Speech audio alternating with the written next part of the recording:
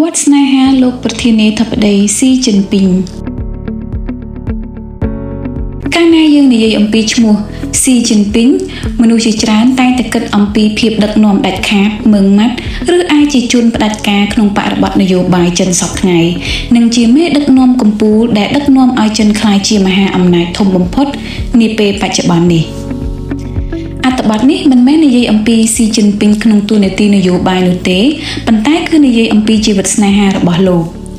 មនុស្សជាច្រើនប្រហែលជាមិនទាន់បានដឹងនៅឡើយបើទោះបីជីវិតឯកជនរបស់លោកតែងតែត្រូវរក្សាទុកយ៉ាងប្រុងប្រយ័ត្នយ៉ាងណាក៏ដោយគេអាចដឹងថាប្រវត្តិស្នេហារបស់លោកបែងចែកជាពីរដំណាក់កាលសំខាន់អាពាហ៍ពិពាហ៍ដំបូង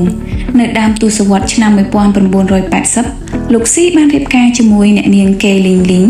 ដែលជាកូនស្រីរបស់លោកកេហួរជាអតីតឯកអគ្គរដ្ឋទូតចិនប្រចាំចក្រភពអង់គ្លេសប៉ុន្តែចំណងអាពាហ៍ពិពាហ៍នេះមិនមានរយៈពេលយូរនោះទេមានសេចក្តីរាយការណ៍ថាភាពខុសគ្នានៃទស្សនៈនិងផ្លូវជីវិតធ្វើឲ្យពួកគេចែកផ្លូវគ្នាយ៉ាងឆាប់រហ័សទាំងដែលអ្នកទាំងពីរមិនទាន់បានមានកូនផងអាពាហ៍ពិពាហ៍បច្ចុប្បន្នជាចំណងស្នេហាចុងក្រោយនិងស្មោះស្ម័គ្រនៅគ្រាដែលលោកស៊ីបានជួបជាមួយលោកស្រីប៉េងលីយួនលោកគ្រាន់តែជាកម្មាភិបាលថ្នាក់មូលដ្ឋានប៉ុណ្ណោះរីឯនាងប៉េងលីយួនគឺជាតារាចម្រៀងប្រជាប្រិយនិងប្រពៃណីដ៏ល្បីឈ្មោះរួចទៅហើយតាមរយៈការណែនាំរបស់មិត្តភ័ក្តិអ្នកទាំងពីរបានជួបគ្នាហើយនៅក្នុងការជួបគ្នាលើកដំបូងនាងប៉េងលីយួនបានស្លៀកខោរលុងអាវធម្មតាដើម្បីធានាថាបរិះដែលនាងជួបនឹងមិនចាប់អារម្មណ៍ពីលើសម្រស់និងរូបរាងរបស់នាងនោះទេអ្នកទាំងពីរបានជជែកគ្នារួមទាំងផ្លាស់ប្ដូរគំនិតអំពីអាជីពចម្រៀងរបស់នាងហើយសំណួរមួយពីលោកស៊ីគឺសួរថាតើមានការច្រៀងចម្រៀងប៉ុន្មានប្រភេទរឿងនេះបានធ្វើឲ្យលោកស្រីលីយួនចាប់អារម្មណ៍ទាំងពីការជួបគ្នាលើកដំបូងពួកគេបានឆ្លុះបញ្ចាំងអំពីការកោតសរសើររបស់លោកចំពោះចំណេះដឹងរបស់នាងលោកស៊ីជីនពីងមានការចាប់អារម្មណ៍យ៉ាងខ្លាំងចំពោះនាងភ្លាមក្នុងអំឡុងពេលជួបគ្នានោះដោយថែមទាំងមានការកត់សម្គាល់អំពីថ្ងៃនោះថាគ្រាន់តែជួបនាង40នាទីគឺគ្រប់គ្រាន់ដើម្បីដឹងថាស្ត្រីនេះនឹងក្លាយជាភរិយារបស់លោក